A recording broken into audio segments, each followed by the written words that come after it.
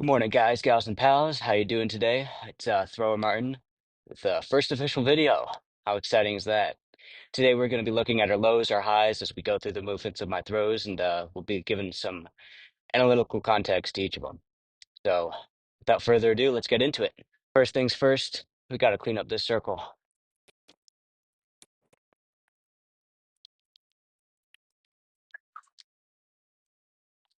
Can't have a good throw day if your circle's all messy. Now we're going to start with some flicks, move into stands, then some mirrors, then some south, and finally we'll move into fulls. If you guys don't already know, I'm a rotational thrower, so we're going to be working through those motions.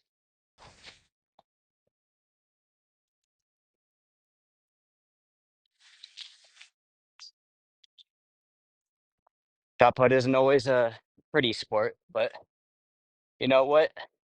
One of the first, so I'll take it. Now, I never throw any good throws without I have a strap. Not sponsored. Kind of wish it was though, but it's always my favorite. Now, if you don't know, for these particular straps, you're going to want to put the metal on the inside of your palm, because if you put it on the outside and your hand bends back, you're not going to have a fun time. And I know from experience, it's pretty painful. And always remember to be hydrated. It's very important. All of my best throws are when I'm super hydrated. So, water bottle, let's take a quick hydration break.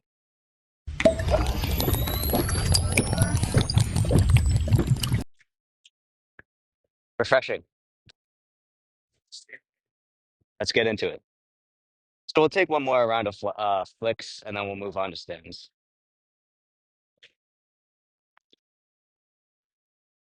For flicks, what you're really going to want to focus on is, as the name suggests, the flicking motion of your hand, which is going to be that. So the rest of it is really just, fodder. As you saw earlier, you're really just trying to get that end motion. That's why we start with flicks, so you can build up your throws over the day. I mean, over my years of shot put, I've certainly made up my own forms and techniques. So at the end of the day, whatever feels natural, whatever feels good, that's what you want to do. Shot put shouldn't be painful. And if you're hurting yourself, then, well, you're not doing it right. And I know from experience because I hurt myself quite a lot. We're going to get into a deep power stance with our counterbalance arm. Take a deep breath,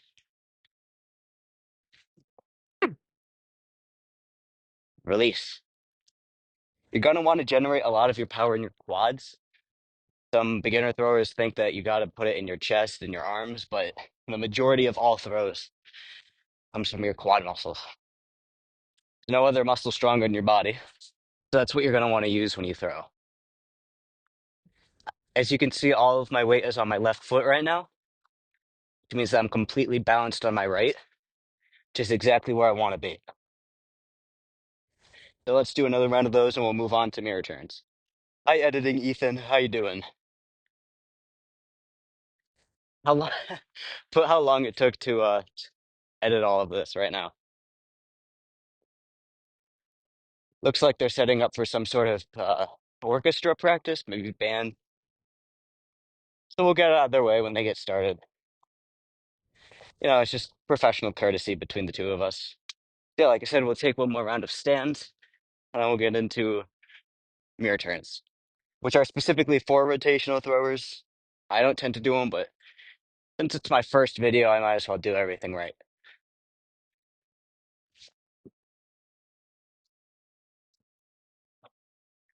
That one felt good.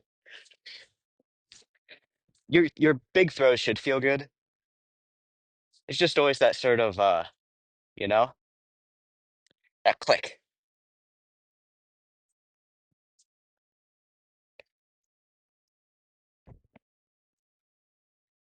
Okay. On that one, I really arched my back too much, which resulted in me throwing like this. That's a more over exaggerated version of what I just did, but what point remains the same. You're gonna want to throw facing up like this and not over. like that. It's going to make it a lot easier to save your throws and also not hurt your spine. So keep that in mind. Now, don't let this video fool you. I'm definitely taking, or I should be taking more breaks than I am. If you see any abrupt cuts, that's what that's going to be. Uh, You can already tell in the voice a little bit. I'm a little winded. Usually when you're throwing, you'll be in the line of like five to, really anywhere, really, depending on how big your team is. But you'll get a lot more natural breaks flowing. So when it's just me, it's hard. It's hard to get that natural sense of like recovery. So it's important to take breaks. Remember what your limitations are.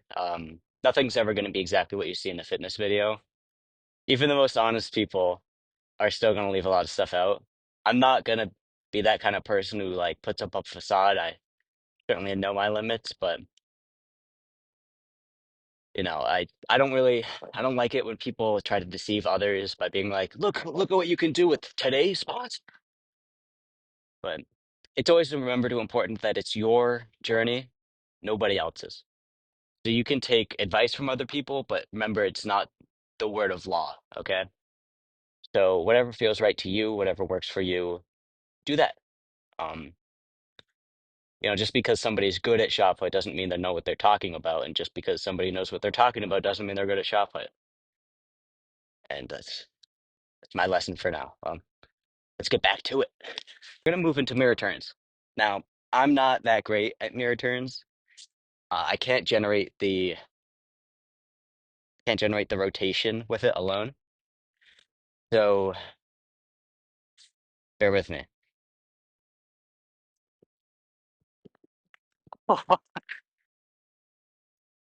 Yeah, certainly a little rusty. So I'm just gonna do one round of these because I see that they're setting up for their thing. So I'm trying to really get through this a little bit. I mean, you can probably hear in the background the sounds of instruments.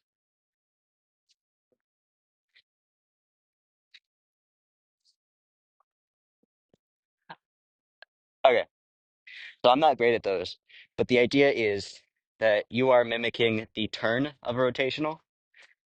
So in a rotational, you're going to be here and then move into here, and at which point this is a mirror turn.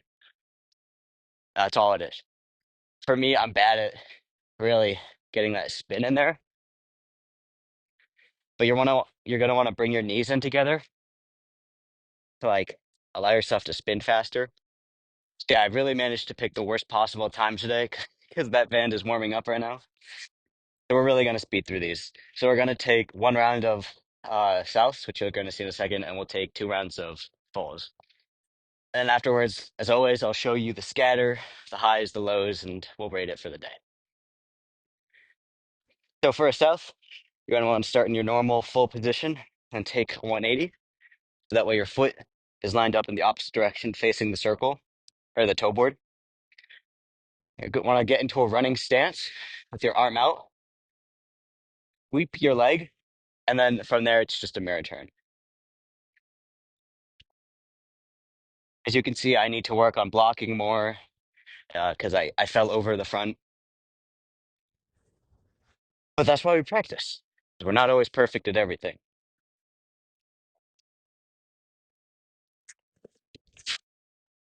All right, so now let's get into a regular full rotational.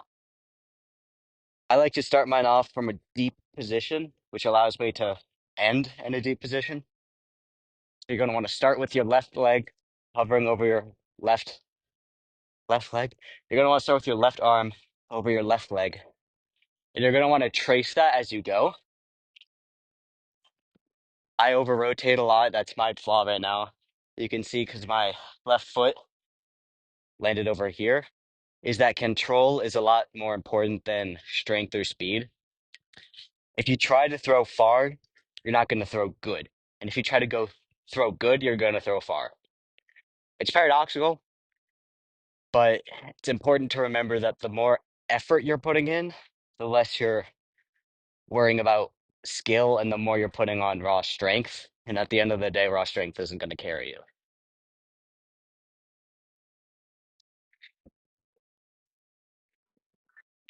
Guys, I'm gonna end it here early just because I don't want to have the band covering over everything I say, and it's really my own fault for not checking the schedules. But you'll see me in a couple seconds with the car cam, which will go over today's throws, even though it was a little short. So see you then.